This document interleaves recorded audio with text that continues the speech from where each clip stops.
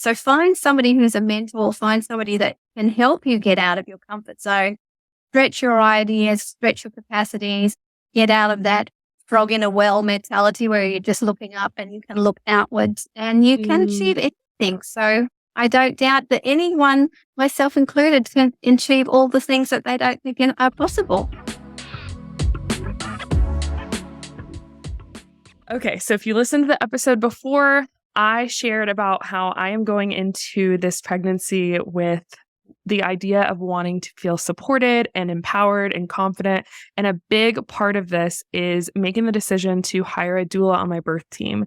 And I'm very much looking forward to it, so much so that I am bringing on my doula from Aussie Doula, who's in charge of a team of doulas in the Charlotte area. She is a certified labor doula, placenta encapsulator, and postpartum doula, and she has helped over 600 births, which is wild to me, and just has such an amazing, amazing approach with her idea around helping support women and their birth partners and sparking just the inspiration and community behind Aussie Doula. So I want to welcome Helen Herzig. Did I say your last name right, Helen?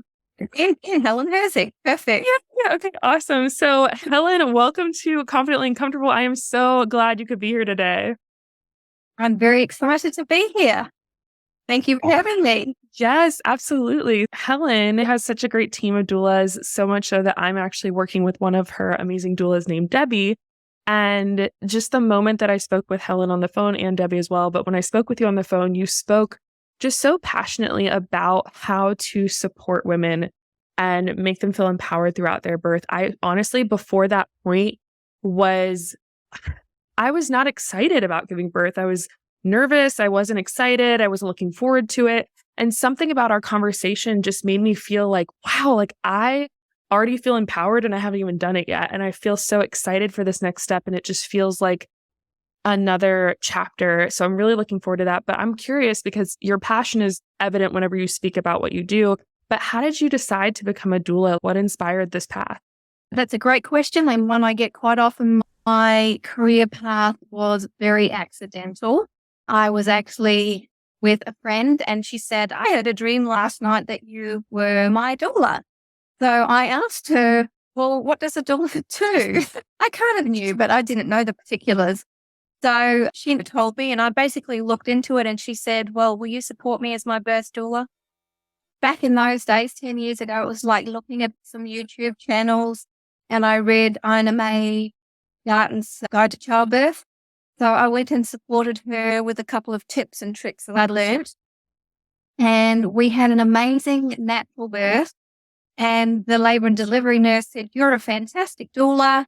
Give me your card. We'd love to connect you with some of our patients. And of course, I've just said, hey, I'm just a friend supporting a friend. So for you out there who are actually considering becoming a doula is definitely somebody who is trained and certified at the end goal. But in the beginning, it's very much a person who is a nurturing, supportive person. I speak to moms all the time. Jordan, you'd be a great doula. There's so many moms who have that or women who have that ability, innate thing in them. For me, it was very accidental, but I have the best job in the world. I started at 47 years old when I supported officially my first birth, and it's been fantastic. I've loved every minute of it. That is amazing. I love that for so many reasons. A lot of us put pressure. I remember when I turned 30, I had all this pressure that I had to have my life path figured out. And so for you to, we'll say stumble upon, but I really think it was like the path just came to you. Yeah. And for you to trust that and lean into it is so powerful. So you're a mom. Did you have that experience? Did you have doula support at all or anything like that going through your own mothering experience, your own pregnancy?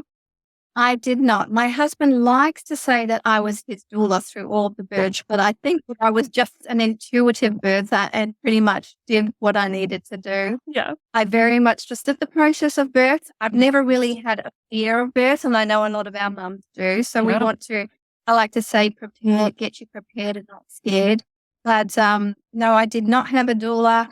I totally support families who decide not to, but I think I've never had anybody say, I wish we had not had a doula. They all really enjoyed having us there alongside them. Every mom I talk to.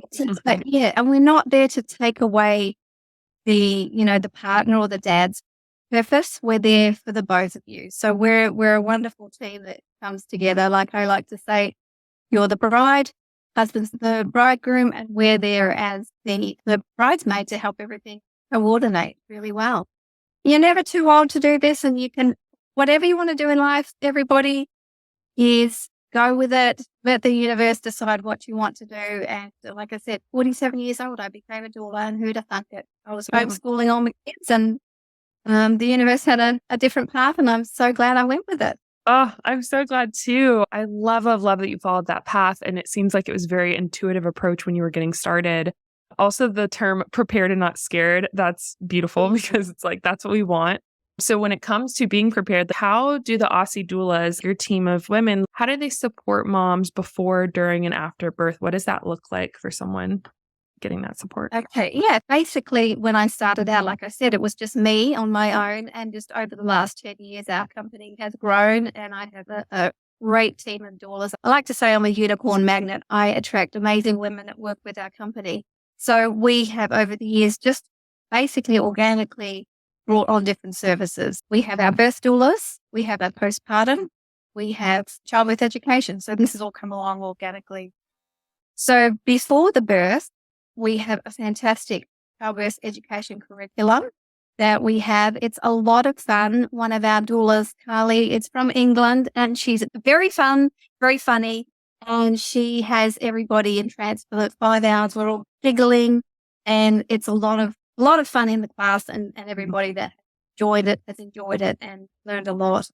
Dads included, because who wants to sit with 5 hours of a bunch of people you don't know and talk about babies coming out of vaginas? So Can't wait for Tom to be there for that. we use all sorts of things. We use Play-Doh and balloons, pool noodles, all sorts of things to imitate some of the things in the birth that you'll be seeing and experiencing. So we like to do it in a much more fun way. So that would be before. Yes. And then, of course, during would be to have one of our birth doulas support you. Now, she would support you obviously before, where we would write up your birth plan or your birth wishes, discuss what does that look like? What kind of birth do I want? Do I want a medicated birth? Do I want an unmedicated birth? Who do I want in the room with me? All those kinds of things. So we discuss a lot of things that you may not even consider, and we write that up for you. And then when we come to any birthing time, obviously we're there during that birthing process, and we stay until baby is born, and we help you with breastfeeding. So before, we want to set the room up. We want to make it very exciting, relaxing for you both.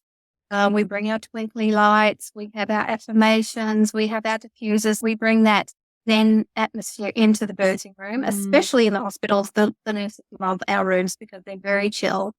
And so if you are hiring a doula, make sure you've got all of those things. If you're not, bring all those things into the birth room, because we want to replicate what you're going to be having at home into that hospital setting, where you're stimulating all the senses to be able to say, this is comforting to me. Yes, So, this is home. I love that approach. Really important to have that nice, cozy atmosphere for you wherever you're birthing. And then we stay, of course, until baby is born. We do comfort measures with you, all sorts of things, and we're making you feel comfortable. Now, we're not medical providers, so I always say that we're not there to give any medical advice. We're there for make you feel warm and fuzzy, make you feel excited about everything you're going through, educate you along the way beforehand, but also in that real time, we're teaching you things. And I learned something I'm going to tell you from someone I heard the other day. Fear goes away when communication takes place. So in that environment, we want to take away that fear. We want to give you that education. And when that communication takes place, the fear goes away. So it's very much, teaching you in real time how to cope with all the things that are going on in that time. So, I could go on about the birth process for hours, but I won't do that for you today. And then with your after question, how can a doula help? We have postpartum doulas that are fantastic supply for you. So a lot of our families come to us with their birth preferences and want to have a birth doula, but then they forget that there will be a small human exiting their body, and then they have to take care of that baby when they're born. Even if you have a very smooth, successful birth, it's a journey, and it's very much, it's very tiring. So when you have the postpartum period, where mum's hormones are maybe dysregulated. We want to get you back into that state, and having a postpartum doula can really help you. Light meal preparation during the day, teaching you how to bath the baby. I like to say it's replicating yourself, but with somebody who's educated in that postpartum field. And then during the night shift, it would be helping you with feeding the baby during the night, maybe diapering them, changing them, and then just helping you to cope as new parents, which can be quite scary, but it's amazing. It's an amazing journey. Oh, I love It's that got a kind of great support. I was talking to my husband yesterday because I'm like, it's just wild that he has to get a degree for his job and everything, but we literally can come home from a hospital with a whole human.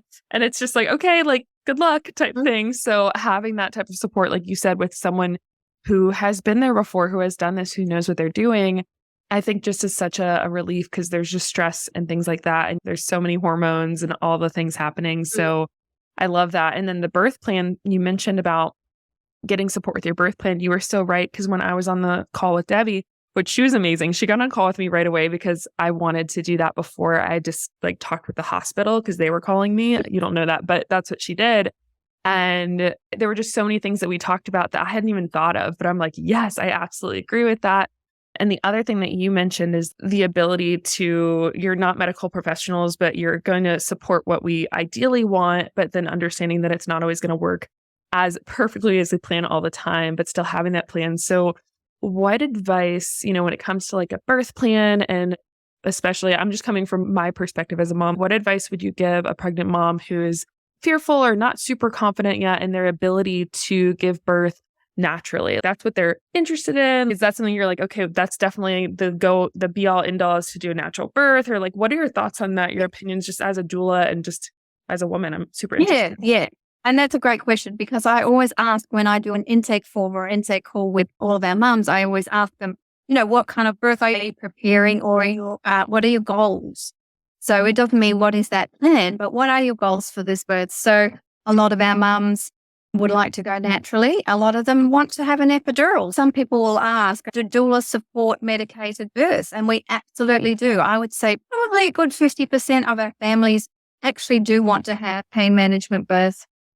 So as doulas, we should not have a philosophy or an opinion on how birth should be, but we should be there supporting and walking alongside you and your partner of the goals that you want. Now, if things change and you decide I really want to have an unmedicated natural birth, my thoughts for that would be definitely to get yourself a great childbirth education, whether it's ours. There's some hypnobirthing things that you can do as well. Spinning babies is a great way to allow baby to get into optimal position, which is something that's been in the last few years. That's a terrible name, but it's a fantastic program. Spinning babies? Because the baby, when they are turning, they're very gently rotating when they come down into the pelvis. And when you're birthing, that this is what we want. So it's all about rotation. They call it spinning, which is something else. But knowing about that, chiropractic care is really important. I think I usually send out my mums a pretty comprehensive list of people that they can go and see. Doing yoga, supporting yourself that way, balancing your body, even pelvic floor therapy, things like that. There are so many things that at doulas we would love to talk to you about. I'm so glad you mentioned the other benefits when it comes to support through wanting to birth naturally. A lot of it seems like you're mentioning are very much educational, like to understand and learn about your body, and then getting support from professionals. Like you're giving that support. But you've talked about hypnobabies, which that's something I'm reading right now, is hypnobirthing, like the Mongan method. Spinning babies is surprising. I've not looked into that yet, so I'm looking forward to it. And then just the benefits of like chiropractic and yoga and pelvic floor therapy, because right now I'm doing this series that's all about healing, and it's more of a pregnancy edition. So the fact that you're already talking about the benefits of that, it just really helps confirm that that's a good approach to take, of supporting yourself even before baby comes, and how that's not only important for you, but important for the baby as well. Would you agree with that? Absolutely. Yes. The more that you can do proactively, I think can be so helpful, especially if you're wanting to have an unmedicated birth. I think that can be really important.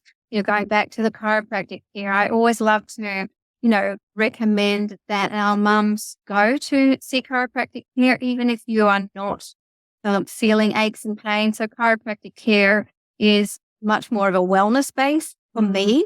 I go 3 times a week and I do not have a pregnant belly, or I don't have any back issues or anything, but I think it's very important. So for me, I always mention when you have your uterus, it's there, it's symmetrical. Now, when you start to get more weight in your uterus, if you tend to be one-sided or you tend to have aches and pains, etc., you're going to accommodate your body that way. So I always like to say it's like the foundation of your home. If your foundation is secure, that baby can grow and develop well in utero and have the best position for pelvic descent and to have a vaginal birth. So that's just one aspect of definitely it's a mindset. So there is a difference between pain and suffering. So we want to look at what you're going through as it is painful, but we don't want you to suffer. So we want you to turn that into progress.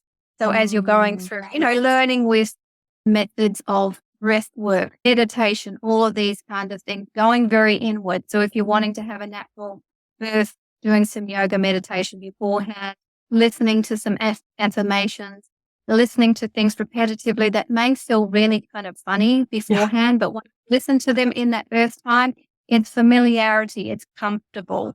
So I know I spoke birth room, but having that natural birth, so having sight, sound, smells, etc., that you feel comfortable with can make you feel comfortable as you're going through that birthing process.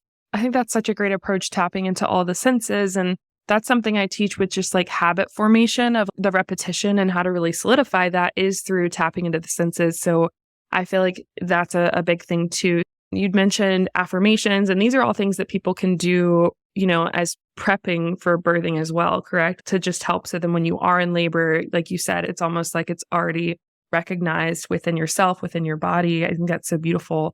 I'm glad you mentioned mindset, because that's a big one for me. I do a lot of mindset work with my clients and with myself, and self-development and affirmation, meditation, visualization, all of that. But one thing with this being unknown, I'm going to be super honest, something that does kind of hit me is, and I'll come back to the labor part, but I want to come back to postpartum, is like the emotional side of postpartum life. After you've had this baby, I deal with anxiety and depression, this feeling of like, is that going to hit me? If it is, like, what can I do to support that? I've been looking into things like placenta encapsulation, which you actually do. And I know there's other things too, if that's not people's MO, but I'm curious, like, ways that you support mom, or things that have seen help, or just anything at all with postpartum mom advice, basically. Yeah, well, definitely if we can sort of proactively talk about the placenta encapsulation, because that's a big one to me. For me, the benefits of the placenta encapsulation, which we do. That's first when I heard about placenta encapsulation, I thought it was the weirdest and most kookiest thing ever. I'm very into natural remedies, but I thought that was just a bit strange. But when my clients 7, 8 years ago were saying we had really great benefits with it, I looked into it, got certified, etc. So when you have the placenta in your body, this is why in that first trimester, you're exhausted, because your body is creating a small human, it's creating another organ. And with that organ, it's got all sorts of fantastic hormones in it to help you throughout the course of your pregnancy. When it's released, your body does not have those hormones anymore. So there are prolactin, which helps with your breastfeeding, oxytocin, it helps with your iron supply. So it helps with your energy after you've had the baby. Some mums can't sleep. They can't sleep. It's the middle of the night and they're exhausted and they're looking at I like to call it the baby channel, where they're just staring at their baby, but they know they're exhausted. So the placenta encapsulation can help with that, with the postpartum, getting some rest. Just the easing into the postpartum period of placenta encapsulation can be really, really helpful. Never had anyone say wish we hadn't done it, but the mums really see the benefits because it's made for you, made by you. And when you take them into your body, it's just allowing your body to go back into that homeostatic state more quickly than 2 to 3 weeks after. It takes your body a while to remember, okay, I'm not pregnant anymore. I don't have these hormones. Big adjustment. It's much more of a smooth progression for that. That's definitely a big one for postpartum care. Sometimes we don't tend to magnify the postpartum depression, but obviously that could be very helpful as well. But most women get some kind of postpartum emotional change. Yeah. So it can just make it a lot more smooth. So Yeah. definitely the placenta encapsulation pills can help a lot. But other things that you can do for yourself postpartum, definitely have proactively get yourself some other, if you don't have mums that you know, definitely having mum friends, and I think can be extremely important.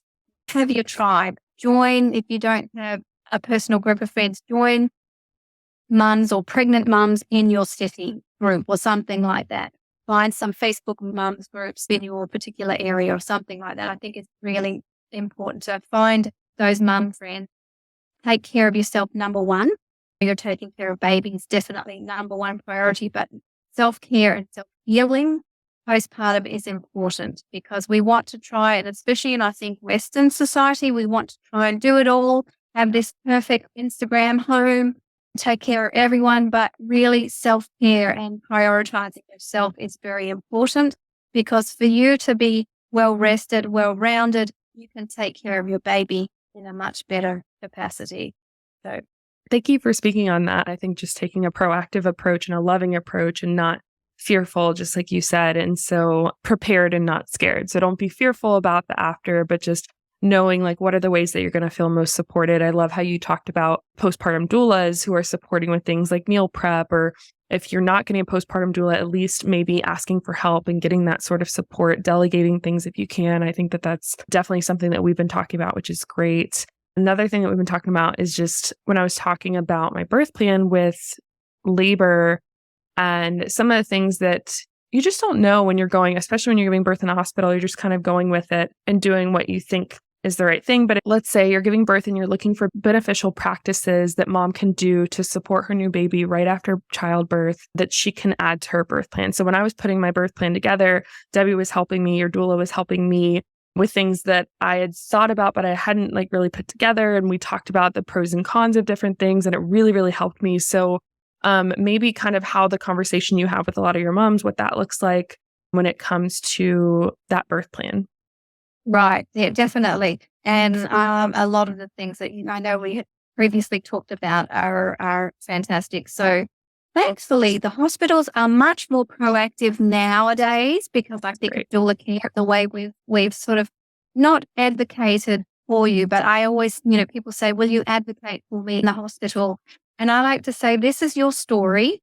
We're not going to advocate for you unless you're in a position where you or your partner is unable to speak.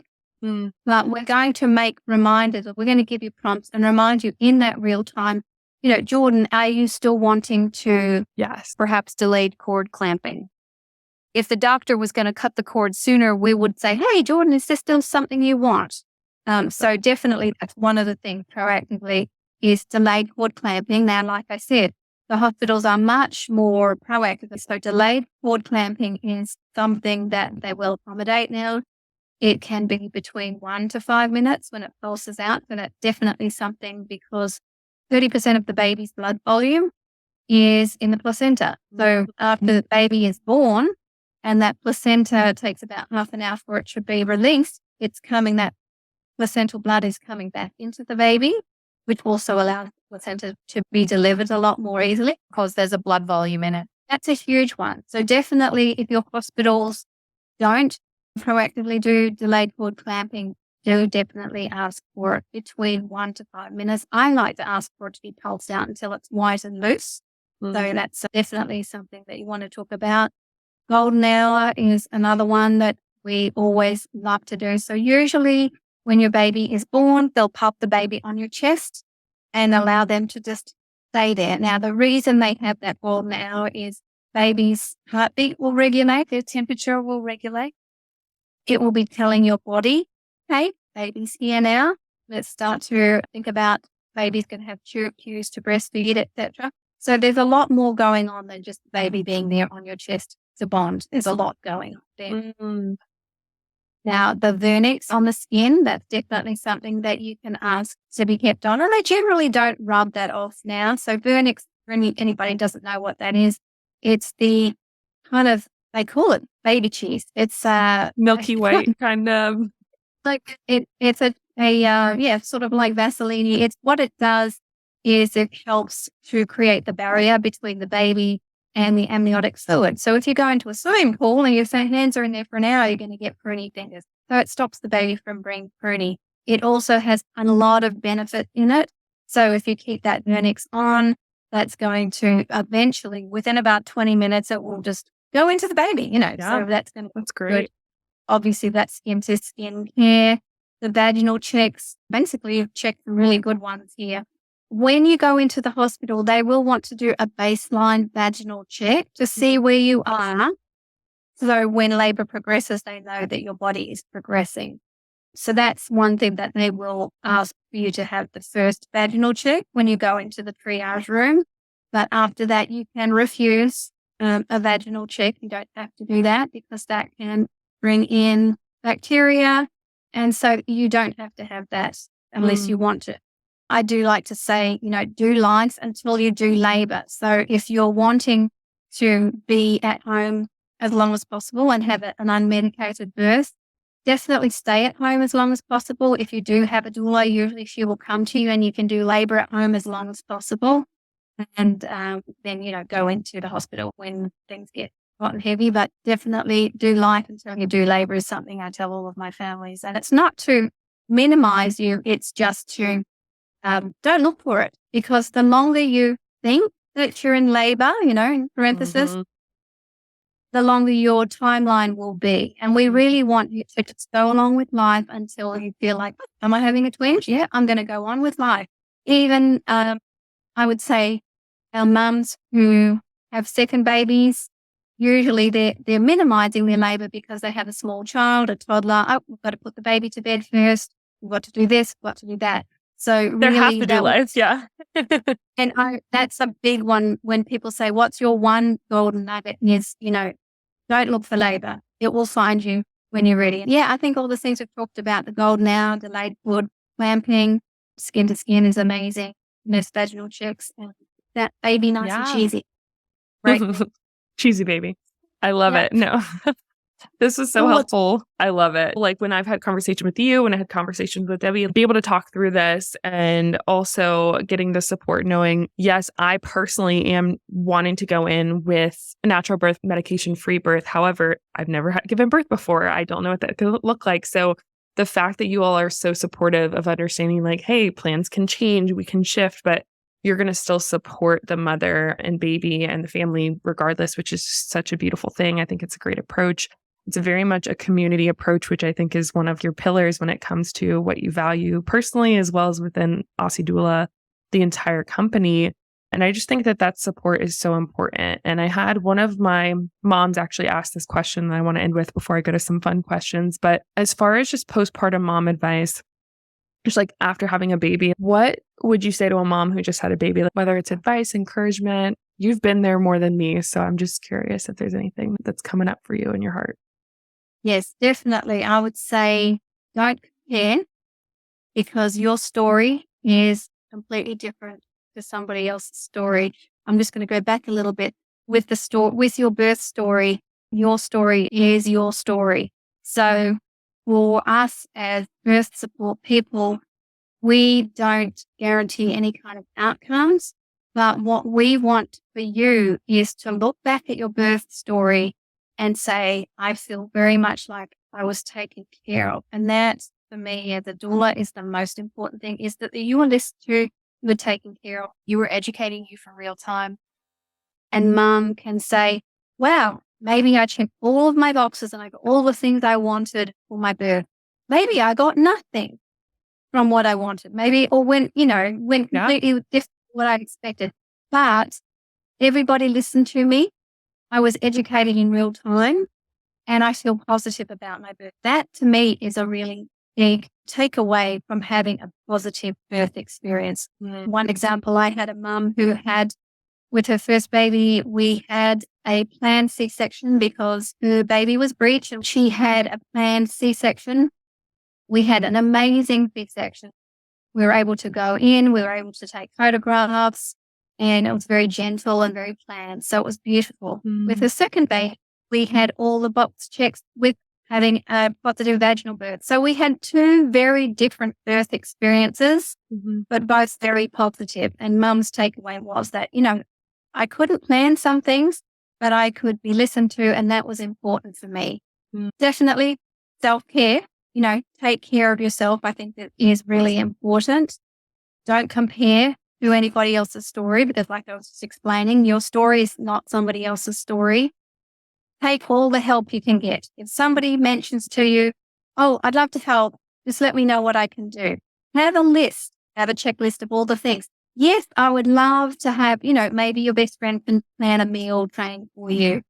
Just having that support, whether it be with another mum friends who don't have baby, don't tend to be as understanding without visiting. So with that postpartum, usually a mum who's had many babies will drop off a meal, say, here, let me do a load of laundry for me, unpack your dishwasher and leave you alone.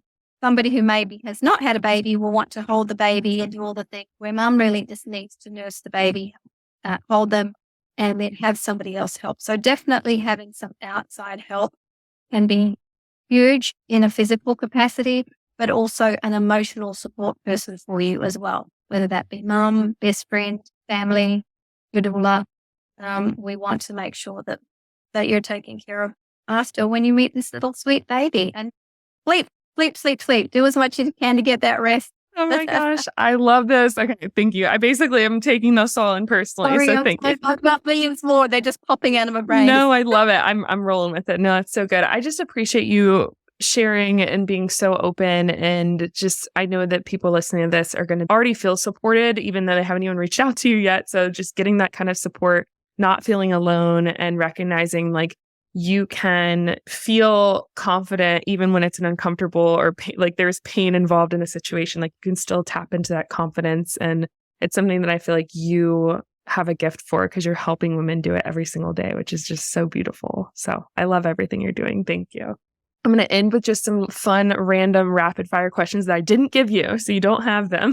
So they're short and quick, just for fun, just so people can get to know you, Helen, the CEO of Aussie Doula. First of all, are you from Australia? Is that where Aussie Doula came from, the name? Well, if I'm not from Australia, I'm really good at putting a fake accent on. So good, like method acting for sure. So what part of Australia? I'm from Perth, Western Australia. I'm from the other side of Australia than everybody knows. I'm from the other side. Basically, go to Sydney and keep going left and you get the other side. Literally, it's on the other side. Yeah, so I studied abroad in Sydney. So I know Perth, but it's way on the other side, but I love it. What is your favorite flower, if you have one? My favorite flower? Anything that my husband gives me. Oh, any flowers from husband. Love it.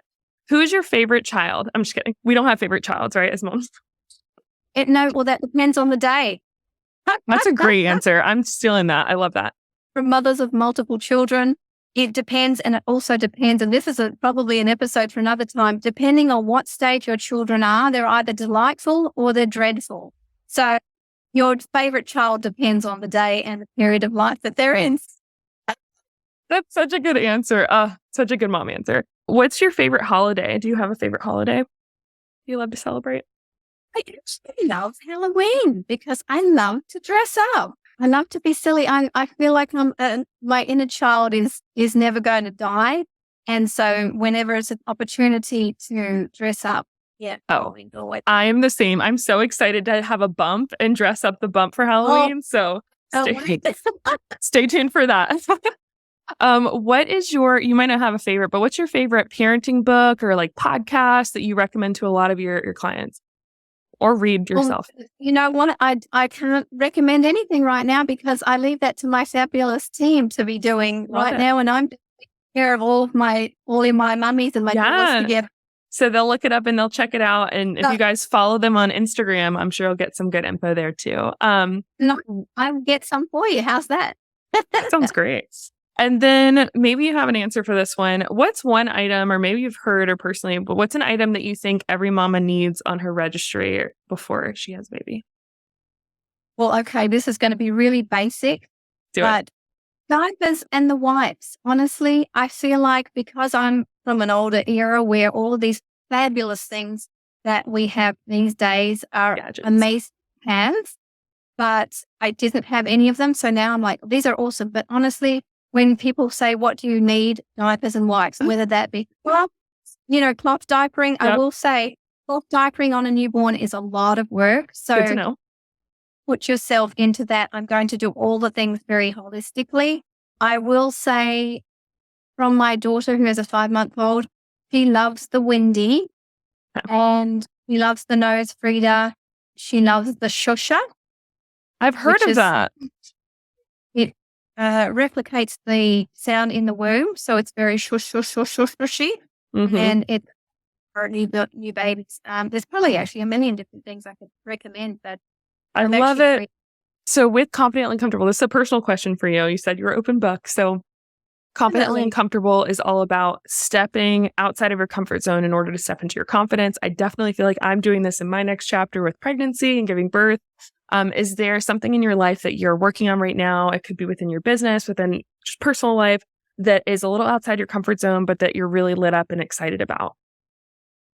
Oh my goodness, I've got so many things. So Good. personally, I love to sing and I want to become a better singer, whether it be for karaoke or whatever. But I feel like singing is fantastic therapy, whether you do it in your car or whatever you do. So to me, singing is something that I want to become better at. That's on a personal basis level. On a professional level, I mentioned before, we had some technical difficulties before with me trying to get onto the Zoom. But business-wise, out of my comfort zone, I have a fantastic office manager who basically is my life doula. So if you are unable to do the things, you hire somebody who is able to do them for you. She is actually walking alongside me and teaching me how to do all the things that I'm not comfortable with. So find somebody who's a mentor, find somebody that can help you get out of your comfort zone, stretch your ideas, stretch your capacities, get out of that frog in a well mentality where you're just looking up and you can look outwards and you can achieve anything. So I don't doubt that anyone, myself included, can achieve all the things that they don't think are possible. Oh, I'm so glad you hit on that. That's what I do with my clients. And it's so true. Like we can reach out for help and everything you hit on today just felt, I feel more empowered and I've already knew you. I already met you. So I'm just so grateful that you could give this time for us today. Where can people find you? You have Instagram, there's a Facebook group, and you're located where? I already know, but where are you located? We are Aussie Doula and we're located in Charlotte, North Carolina. I own an agency, so I have about 15 birth doulas and about 7 postpartum doulas on my team. So we have a fantastic team. We have monthly meetups. We have a Facebook group. We have all sorts of things. But you can find us on Facebook just under Aussie Doula, also on Instagram, Aussie Doula, and just AussieDoula.com. Yes, and I'll put all those in the show notes. But thank you for being here today, Helen. I really appreciate you. And y'all make sure you go check her out, follow, and just learn all the things because she is full of knowledge and love. So thank you, Helen. And a little crazy. We all need a little crazy. My crazy keeps me sane. That's my saying. I love it. Thank you so much for being here and being real. I appreciate you. You're so welcome. Thank you for having me, Jordan.